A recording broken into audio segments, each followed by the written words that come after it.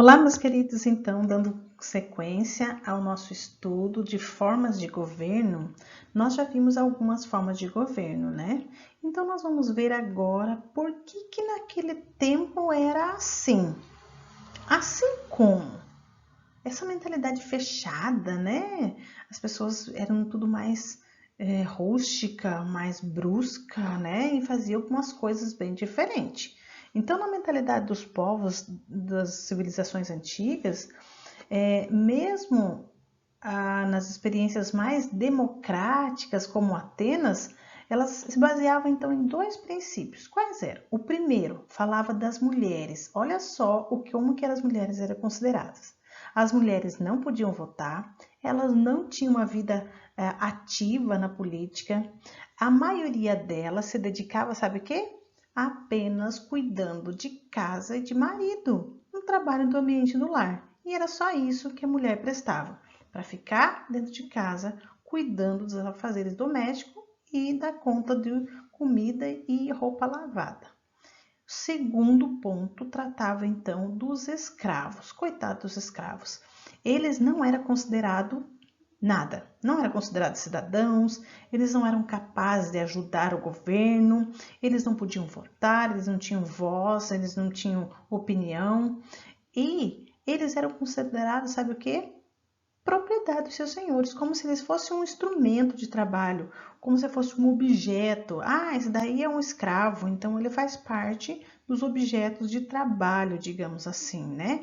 Então ele era considerado um objeto, um instrumento de trabalho braçal, aquele que vai fazer como se fosse uma máquina de trabalho. Assim era considerado, então, um escravo. Vamos ver então a perguntinha aqui. Compare a democracia da antiguidade com o que é proposto no artigo 14 da Constituição Brasileira, que está na sua página 76. Volte lá na página 76 e veja o que o artigo 14 fala na Constituição Brasileira.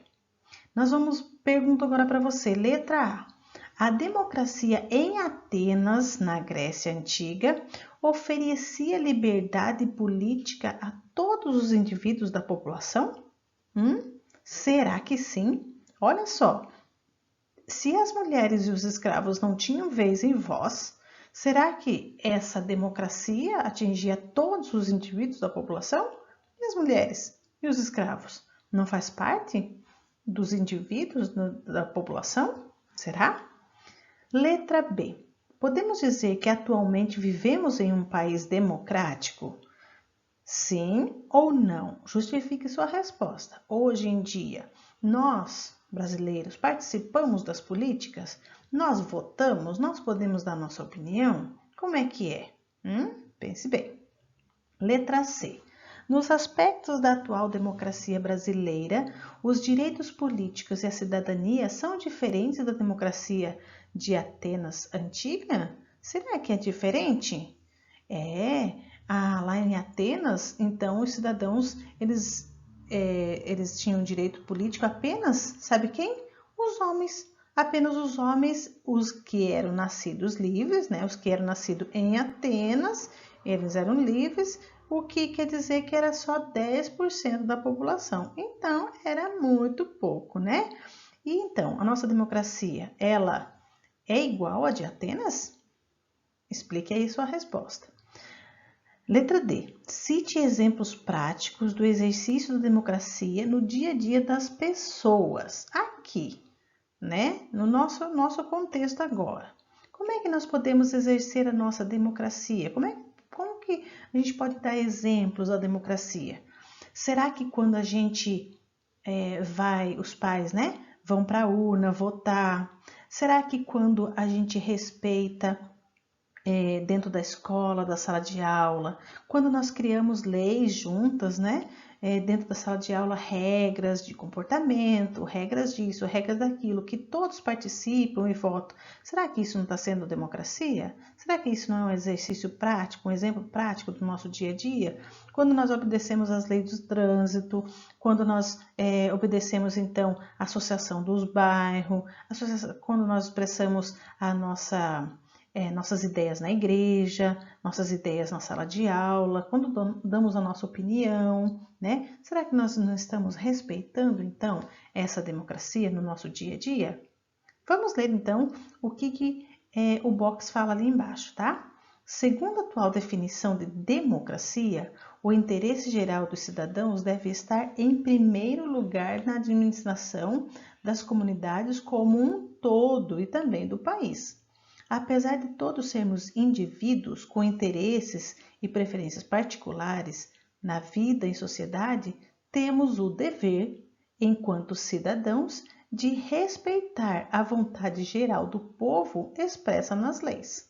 Por isso, é importante participar da política do nosso país, fiscalizando a atuação dos governantes eleitos para que façam, que promovam e que cumpram as leis visando o bem comum. Então, com isso, a gente está fiscalizando aquilo que a gente ajudou a proporcionar. Se nós colocamos um presidente, um governador, um chefe político no cargo, nós devemos então estar fiscalizando para que essas pessoas tragam o bem comum da população.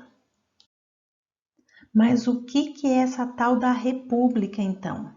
A palavra república, né, vem do latim, que era a língua falada pelos romanos na antiguidade, e a palavra república quer dizer res publicae,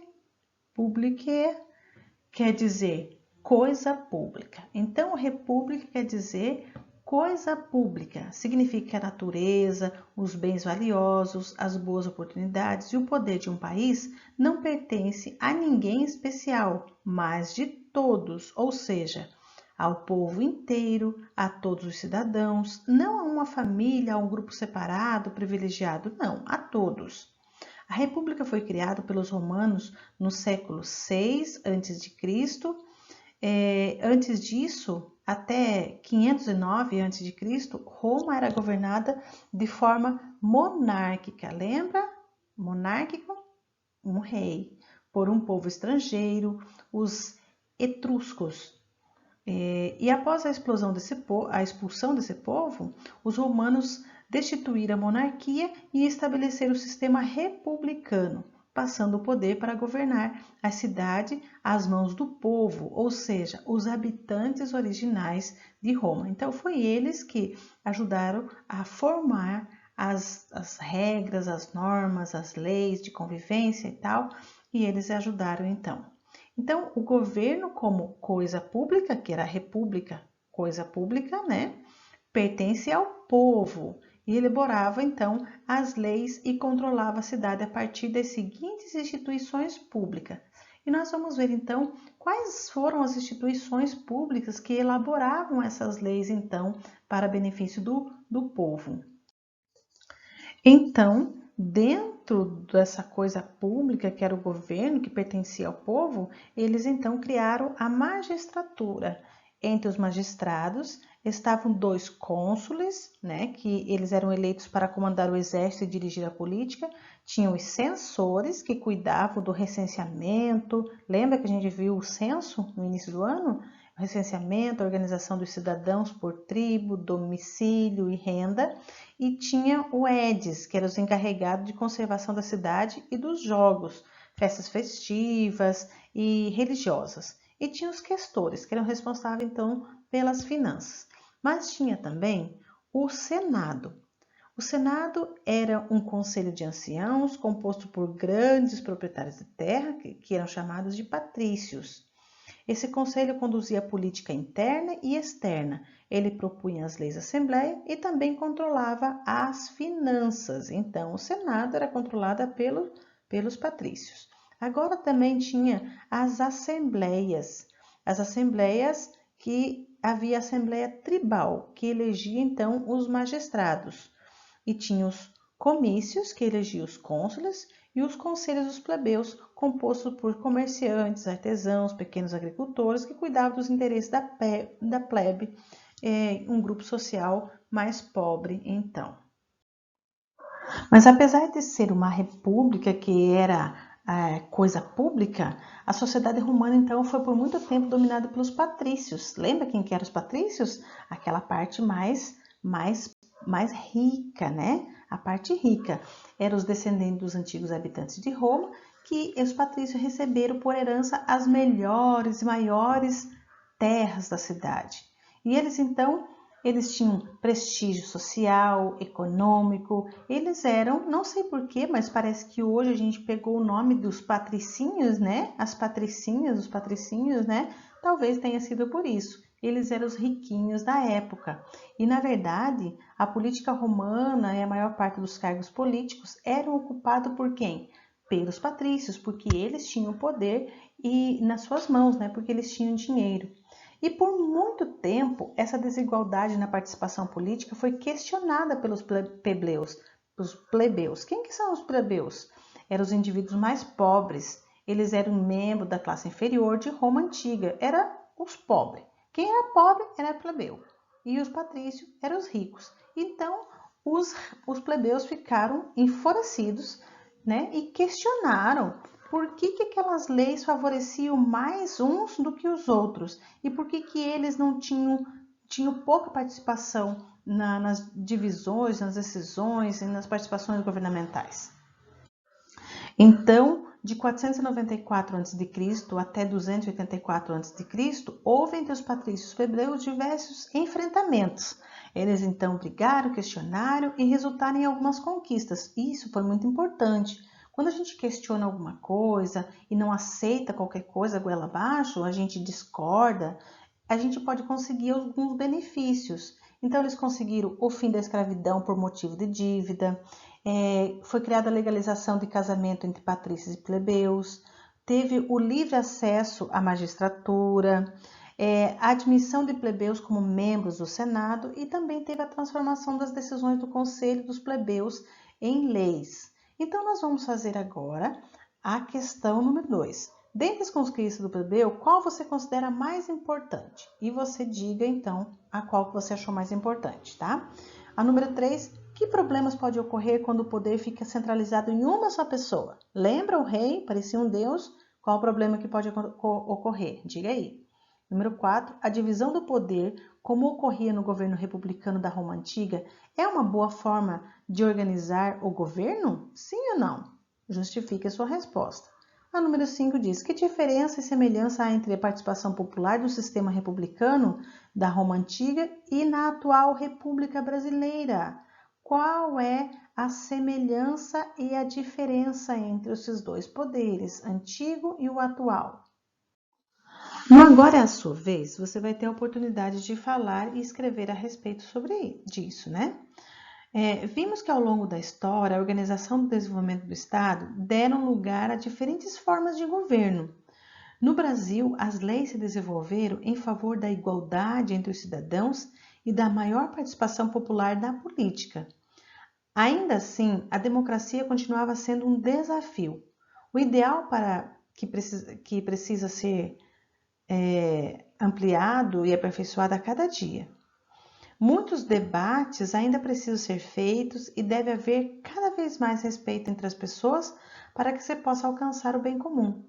Agora é a sua vez. Quais são os principais problemas e desafios enfrentados pela população brasileira nos tempos atuais? Com a ajuda dos seus familiares, de amigos, peça ajuda para alguma pessoa e preencha a tabela abaixo usando respostas por área e tema. Então, nós vamos ver quais os principais problemas desafios enfrentados, tá? Na educação, na saúde, no trabalho, na segurança, moradia e na igualdade social. O que tem sido feito para lidar com eles, dentro da educação, dentro da saúde? O que está sendo feito para melhorar, tá? E propostas para melhorar a situação. Eu não concordo com isso, então vou sugerir tal coisa para a educação, para a saúde, para o trabalho, educação, moradia e desigualdade social, ok? Faça seu trabalho, poste ali no Eclass e tenha bons estudos para você.